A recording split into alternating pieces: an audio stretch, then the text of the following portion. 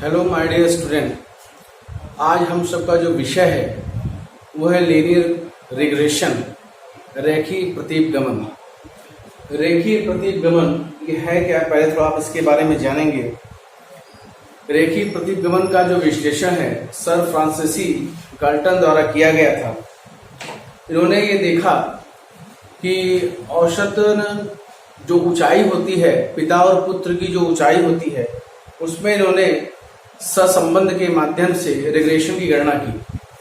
इन्होंने ये पाया कि लंबे पिता के पुत्र लंबे होते हैं और नाटे पिता के पुत्र नाटे होते हैं, और औसत जो ऊंचाई होती है उनके बच्चों की भी औसत ऊंचाई जो होती है वो औसत होती है। लेकिन इन्होंने ये भी देखा कि जब इन्होंने ये पाया कि पिता या पुत्र क्या दोनों समान हाइट के हो सकते हैं, तो वहां इनको रिजल्ट नहीं मिला। मीन्स इनको ये मिला कि अगर पिता की हाइट 6 फीट है तो पुत्र की हाइट 5 फुट 11 इंच, 11.5 इंच या 6 फुट कुछ इंच हो सकती है, लेकिन पिता और पुत्र की हाइट जो है एकदम इक्वल नहीं हो सकती। तो आप ऐसे कह सकते हैं कि रिग्रेशन जो है एक प्रकार से दो वेरिएबल के बीच जो सहसंबंध है उसका जो है इक्वेशन के माध्यम से वैल्यूएशन करना, या लीस्ट स्क्वायर मेथड जो प्रतिगमन गुणांक है या जो न्यूनतम वर्ग विधि है उसके माध्यम से रिग्रेशन की गणना करना। इसमें आप ये भी देखेंगे कि x ऑन y और y ऑन x, अगर पिता को x और पुत्र को y मान लिया जाए तो x से y का क्या रिलेशन होगा और y से x का क्या रिलेशन होगा, ये आप यहाँ देखेंगे। यहाँ पर ये आपको समझना होगा कि रिग्रेशन जो है दो तरीके से फाइंड आउट किया जा सकता है। पहला रिग्रेशन ये है कि आप साधारण रूप से या तो डेविएशन का प्रयोग करते हुए या तो डिविएशन का प्रयोग न करते हुए इक्वेशन के माध्यम से x ऑन y और y ऑन x इक्वेशन निकाल करके क्वेश्चन को सॉल्व कर सकते हैं। या दूसरा जो है लीस्ट स्क्वायर मेथड में भी डायरेक्ट या इनडायरेक्ट फॉर्मूले का उपयोग करके x ऑन y या y ऑन x का उपयोग कर सकते हैं। तो इसके लिए इन्होंने कुछ फॉर्मूले बनाए हैं। मैं ज्यादा समय न लेते हुए आपको बोर्ड पर ले आता हूं और फॉर्मूले को समझाने का प्रयास करता हूं। देखिए यहाँ पर पहले जो आज मेरा लेक्चर है वो इक्वेशन मेथड से है, मतलब हम जो क्वेश्चन पढ़ाने जा रहे हैं वो इक्वेशन मेथोलॉजी पे है। लीस्ट स्क्वायर मेथड अगले लेक्चर में मैं कवर करूंगा, ध्यान देंगे। यहाँ पर रिग्रेशन इक्वेशन की गणना करनी है तो यहाँ x ऑन y इक्वेशन कैसे निकालेंगे आप। x माइनस एक्स मीन, पहले x मीन आपको गणना करनी होगी, is equal to r means correlation. अगर आपने पिछला लेक्चर न देखा हो तो उसको आप जा देखें। कोरिलेशन जो है मैंने 3 लेक्चर अपलोड किए। r into standard deviation x upon standard deviation y। आपको याद होगा मैंने स्टैंडर्ड डिविएशन का भी एक लेक्चर अपलोड किया, उसको भी आप देख सकते हो। y माइनस वाई मीन, इस फॉर्मूले से आपको ये ध्यान रखना है कि x ऑन y निकलेगा। x ऑन y का मतलब है कि अगर आप y की वैल्यू रखोगे तो x का मान ऑटोमेटिक फाइंड आउट हो जाएगा। दूसरा देखिए y ऑन x, इसको छोड़ दें, y ऑन x का मतलब है y minus Y mean and into r standard deviation y upon standard deviation x। अगर आप भूल जाए तो ध्यान रखें, अगर x पहले है तो x रखेंगे, y पहले है तो y रखेंगे, and y minus Y mean दोनों फॉर्मूले में एक x ऑन y है और एक y ऑन x है। ये दोनों फॉर्मूला थोड़ा प्रोसीजर लंबा है, यहाँ काफी ज्यादा मेजरमेंट है। जैसे आपको सबसे पहले मीन x निकालना होगा, आपको r निकालना होगा, स्टैंडर्ड डिविएशन x निकालना होगा, स्टैंडर्ड डिविएशन y निकालना होगा और y मीन निकालना होगा। प्रोसेस ज्यादा लंबा हो गया, तो आप पूरा प्रयास करें। ऐसा क्या किया जाए कि ये जो 3 आपके मेजरमेंट है, correlation means r, standard deviation x और स्टैंडर्ड डिविएशन y को कुछ ऐसा किया जाए कि एक बार में इसका आंसर एक साथ आ जाए। तो इसके लिए हम लोग जो है प्रतीपगमन गुणांक कोएफिशिएंट ऑफ रिग्रेशन का जो है सहारा लेंगे।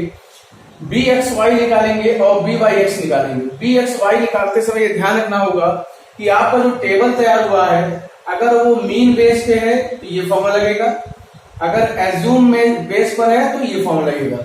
थोड़ा प्रोसेस आपको लंबा जरूर लगेगा लेकिन आसानी से लग जाएगा। अगर bxy की गणना आप मीन बेस पे कर रहे हो, टेबल आपका मीन बेस पे है, तो bxy equal to sigma dx into dy divide by sigma dy square. ध्यान रखेंगे यहाँ अगर x है तो यहाँ y स्क्वायर होगा, और अगर आप जो यहाँ देखें byx निकाल रहे हो तो sigma dx into dy divide by sigma dx square. यहाँ देखिए y स्क्वायर है या x स्क्वायर है। अगर x पहले होगा तो y लिखेंगे, y पहले होगा तो x लिखेंगे। ये मीन बेस पे है। अगर क्वेश्चन को आप सॉल्व करते हो एज्यूम बेस पर, सपोज एज्यूम बेस पे करते हो, तो आपको थोड़ा प्रोसेस लंबा करना होगा। Sigma dx into dy into n minus sigma dx into dy divide by sigma dy square into n minus sigma dy का होल स्क्वायर। ये ध्यान रखना होगा, x पहले है तो यहाँ y रहेगा। यही काम आप जो है दोहराएंगे, ध्यान देंगे। यहाँ जो dy आपने लिखा है वो क्या हो जाएगा, dx square into n minus sigma dx का होल स्क्वायर। तो आपको मैं एक ही सवाल दोनों विधि से लगा के दिखाता हूं। अभी मैं इसको इस टॉपिक में स्टैंडर्ड डिविएशन x और y और r निकालने का प्रयास नहीं करूंगा, क्योंकि ऑलरेडी आपको r स्टैंडर्ड डिविएशन x और y बताया जा चुका है। इस फॉर्मूले का प्रयोग आप तभी करेंगे जब किसी क्वेश्चन में आपको परफेक्टली r बताया गया हो, स्टैंडर्ड डिविएशन x बताया गया हो, स्टैंडर्ड डिविएशन y बताया गया हो। तो आप पूरा प्रयास ये करें, सवाल को वैसे लगाएं जैसे आसानी ढंग से लग सके, बहुत ट्रिपिकल करने की जरूरत नहीं है। सबसे पहली बात यह है कि जब कोई क्वेश्चन हो तो उसको r की तरह टेबलाइजेशन करें। जैसे आप r में क्या निकालते थे, dx स्क्वायर, ठीक है, आप dy स्क्वायर और dx इंटू dy, पहले r का टेबल क्रिएट कर लेंगे। r का टेबल क्रिएट करने के बाद ही तब जाकर के आप जो है यहाँ पर इसमें आप आ पाएंगे फॉर्मूले में। बोर्ड पे देखें, मैंने क्वेश्चन बहुत साधारण क्वेश्चन दिया हुआ है। x की वैल्यू है 1 2 3 4 5, तो हम लोग इससे dx निकालेंगे, dx स्क्वायर निकालेंगे। y की वैल्यू जो है मैंने नहीं लिखी है, मैं y की वैल्यू भी यहाँ पर लिख देता हूँ। y की वैल्यू ये है 6 7 8 7 6 8 and 7 and 6 and 8। तो देखिए सबसे एक चीज ध्यान रखेंगे, यहाँ पर एक सवाल अगर मैं बता दूं कि दोनों रिग्रेशन जो कोफिशिएंट ऑफ रिग्रेशन है वो r के बराबर होता है। ऐसा क्यों होता है, देख लें आप लोग। अंडर रूट, इसको आप देखें, ये वहां ये r standard deviation x into standard deviation y into r standard deviation y standard deviation x। तो ये ऑटोमेटिक जब कट आएगा तो r बराबर r ही बाहर आ गया आपका। और यह ध्यान रखेंगे r की वैल्यू अगर माइनस में है तो माइनस ही आंसर आएगा, और प्लस में है तो प्लस में आएगा। यहाँ माइनस माइनस प्लस मत करिएगा। चलिए आगे बढ़ते हैं। तो सबसे पहले फॉर्मूला आप नोट डाउन कर लीजिएगा, ठीक है। हम लोग पहले मीन की गणना कर लेते हैं, क्योंकि हम टेबल मीन से बनाएंगे। मीन की गणना करेंगे तो कैसे क्या करेंगे देखें। अगर आपने मीन की गणना की तो मीन का फॉर्मूला है sigma x divide by n, y mean equal to sigma y divide by n। इसके लिए हम लोग पहले यहाँ टेबल बोर्ड पे देखेंगे, यहाँ पर सिग्मा x करेंगे और यहाँ सिग्मा y करेंगे। सिग्मा x की वैल्यू 15 है और सिग्मा y की वैल्यू 35 है, ठीक है, 35, ठीक है, 8 से 15 20, ठीक है। तो और n मीन्स होता है number of item, there are 5 item, 5 item है, तो इसको अंदर ही रखेंगे तो अच्छा रहेगा, बाहर लिखने की जरूरत नहीं, ठीक है। अब आप ये समझेंगे कि मीन कैसे निकलेगा, मीन की वैल्यू कैसे आएगी। तो मीन की वैल्यू है sigma x equal to 15 divide by n की value 5 equal to 3। Sigma y आपका है 35 डिवाइड बाय 5 इक्वल टू 7। अब देख रहे हैं ये आपका हो गया। तो यहां पर आप मीन लिखोगे, मीन के माध्यम से मीन की वैल्यू है 3, तो मीन के हिसाब से आपका यहाँ आपकी मीन की वैल्यू है मीन y की वैल्यू है आपकी 7, ठीक है, मीन से निकाल रहे हैं। तो इस 3 को इसमें माइनस करना है, -2 -1 0 1 and 2, क्लियर। स्क्वायर करेंगे 4 1 0 1 4, क्लियर। क्या ध्यान देंगे, मीन 7 है, -1 +1 0 -1 +1। मैंने क्या किया, 7 नंबर को इसमें से माइनस किया है।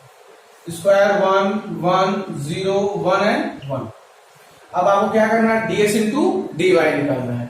dx और dy में सदन करें, minus minus +2 minus plus -1 and 0 plus minus -1 and +2। ध्यान देना है, minus minus plus plus plus plus और माइनस प्लस माइनस, ये कॉन्सेप्ट आपको याद होना चाहिए।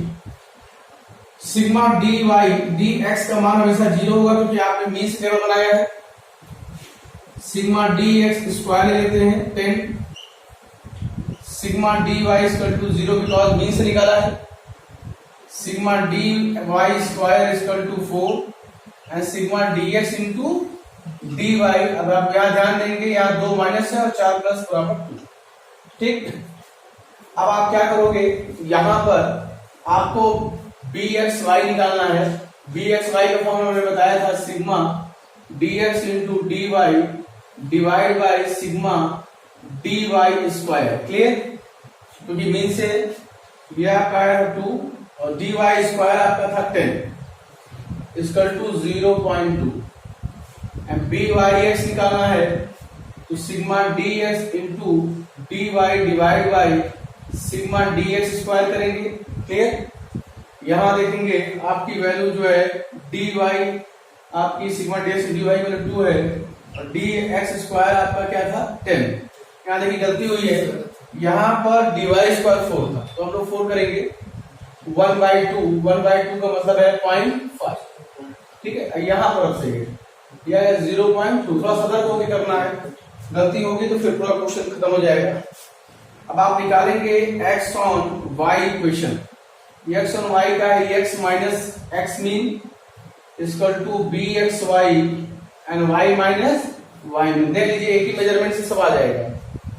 x माइनस x मीन की वैल्यू 3 ऊपर देख सकते हैं, बी एक्स वाई 0.5, y नहीं पता है आपका, y मीन की वैल्यू है 7। इसको सॉल्व कर देना है बस। तो ये देखिए x minus 3 equal to 0.5 y minus 3.5, इसका मल्टीपल दोनों में कॉमन हो गया तो ये हो गया x equal to 0.5 y minus 3.5। जब इसको इधर ले जाएंगे तो ये प्लस 3 हो जाएगा। क्लियर, तो इक्वेशन आ गया x इक्वल टू 0.5 y। ठीक है, माइनस की वैल्यू ज्यादा है 0.5, तो ये आपका एक इक्वेशन तैयार हो गया। ठीक, ये बना है x ऑन y। अब y देखिए, y on x is equal to y minus y mean b Y x minus x mean. तो y माइनस y मीन की वैल्यू क्या है, तो y मीन की वैल्यू आप लोगों ने निकाली थी 7 नंबर, बी वाई एक्स आया था 0.2, x माइनस x मीन की वैल्यू थी 3। इसको सॉल्व करना है, y minus 7 equal to 0.2x minus 0.6, इसका मल्टीपल इसमें कर दिया। अब आप यहां लेंगे y equal to 0.2x minus 0.6, इधर जाएगा तो ये प्लस हो जाएगा 7। ये हो गया y equal to 0.2x plus की वैल्यू ज्यादा है, प्लस लगाएंगे 6.4। तो आप देखिए दो इक्वेशन आ गया, x ऑन y आ गया, y ऑन x भी आ गया। क्लियर, ये इक्वेशन हो गया। किस विधि से है, ये डायरेक्ट है। अगर आप यहाँ r चेक करना चाहें तो आसानी से निकाल सकते हैं। कैसे, B X Y into B Y X का मल्टीपल करके रूट तोड़ दें। बी एक्स वाई आपका है 0.2 मल्टीपल बी वाई एक्स क्या था, सॉरी बी एक्स वाई है 0.5 मल्टीपल 0.2।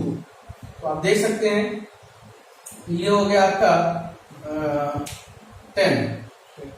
ठीक है, तो 0.10 आया तो 0.10 का रूट तोड़ना होगा। 0.10 का रूट तोड़ेंगे तो और छोटी संख्या में जाएगा, जैसे मान लीजिए चला जाएगा 0.03, 0.0312 ऐसे करके आएगा। तो आप देख सकते हैं कि कोरिलेशन भी इससे फाइंड आउट हो सकता है। अब आप ध्यान देंगे, मैं इसी क्वेश्चन को इनडायरेक्ट लगा के दिखाता हूं आपको, तो लेकिन दोनों में ये समझना होगा, जब आप इनडायरेक्ट लगाओगे तो बी एक्स वाई और बी वाई एक्स का मान बदल जाता है और इक्वेशन बदल जाते हैं, लेकिन जो वैल्यूएशन से जो आंसर आता है, आंसर एक ही आता है। मैं दिखाता हूं, एक एग्जांपल लेता हूं। मान लेते हैं कि आपने इस फॉर्मूले को उठाया, ये देखें इस फॉर्मूले को उठाया, ये ध्यान रखेंगे x equal to 0.5 y minus 0.5। अगर मैं कहूं कि y का मान 4 है, ध्यान रखेंगे 4 है, तो कैसे होगा, x equal to 0.5 multiple 4 minus 0.5। तो ये कैसे सॉल्व हो गया, 2 माइनस 0.5 इक्वल टू 1.5।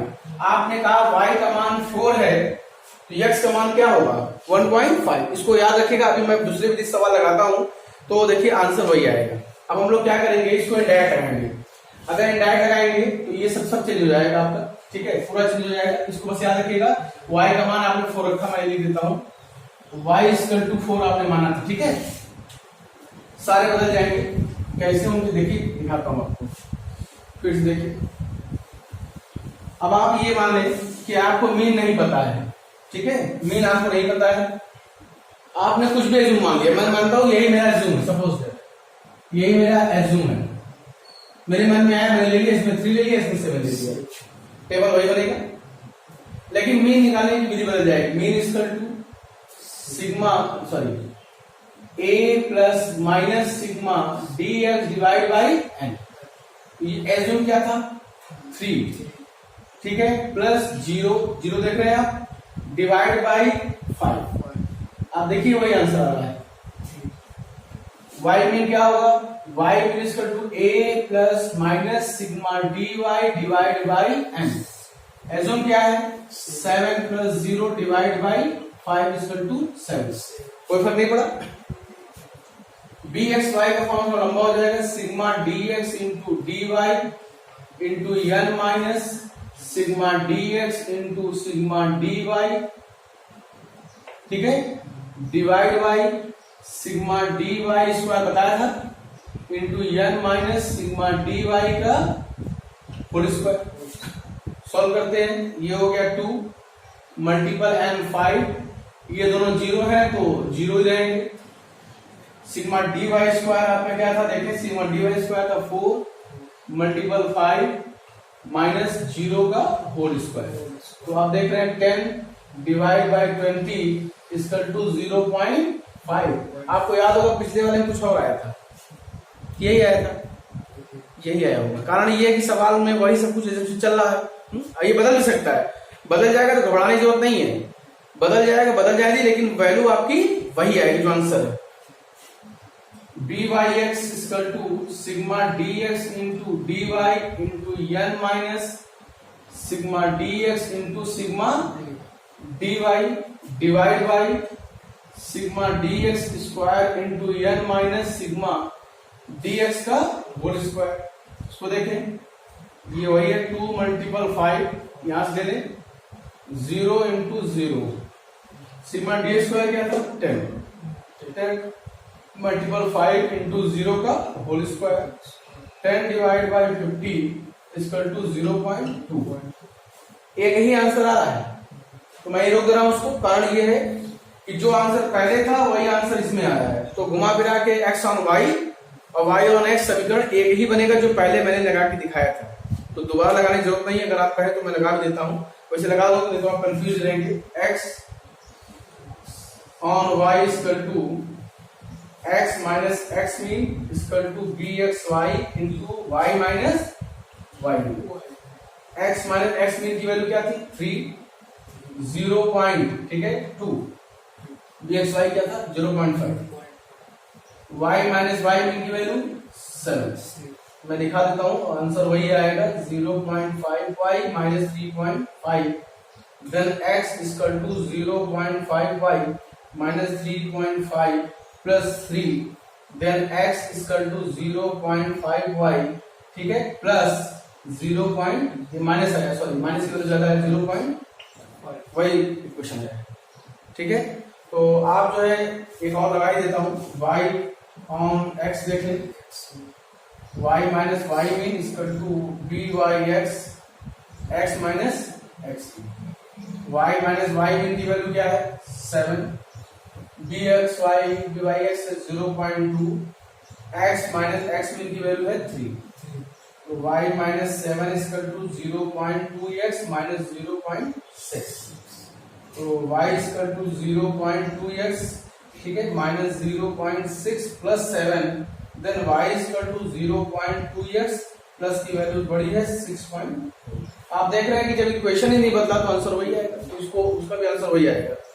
तो आपने देखा कि आज मैंने आपको जो इक्वेशन है x ऑन y है और y ऑन x है, एक ही सवाल को डायरेक्ट और इनडायरेक्ट मेथड से लगा के दिखाया। और आपको समझना होगा इस x से y और y से x का मान आप निकाल सकते हैं। अगले वीडियो में मैं आपको लीस्ट स्क्वायर मेथड से x ऑन y और y ऑन x निकालने बताऊंगा। आज के लिए इतना ही। Thank you.